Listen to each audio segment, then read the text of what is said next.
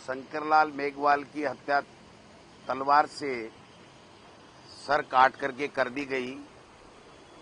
सरकार के कान पे जू नहीं रेंक रही है। एक नहीं 7-7, 8-8 दलितों की हत्या की जा रही है, उनके साथ में अत्याचार किए जा रहे हैं। सरकार कान में रुई डाले बैठी है, कोई सुनवाई नहीं कर रही है।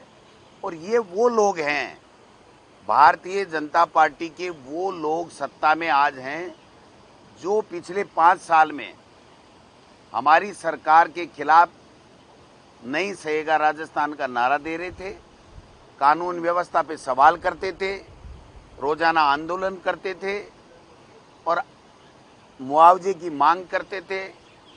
और कन्हैयालाल की हत्या के बाद में सरकार ने 50 लाख रुपए दिए और यहाँ जयपुर में एक माइनॉरिटी के व्यक्ति की हत्या हो गई थी, वहाँ भी 50 लाख दिए।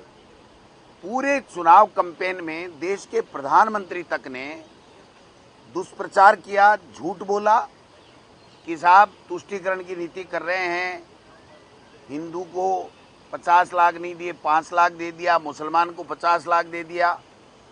आज हम लोग इनसे पूछना चाह रहे हैं कि आपकी ये कौन सी नीति है कि एक दलित की उसी तरीके से सलूंबर में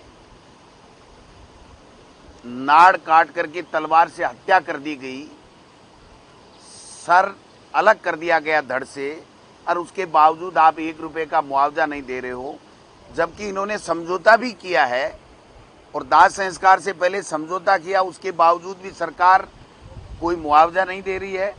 तो हमने स्थगन के माध्यम से ये प्रस्ताव किया था, उस टाइम भी हमने विरोध दर्ज कराया था। सरकार ने, माननीय स्पीकर साहब ने ये व्यवस्था दी थी कि सरकार इसके ऊपर, मुआवजे के ऊपर कोई न कोई अपना वक्तव्य देगी।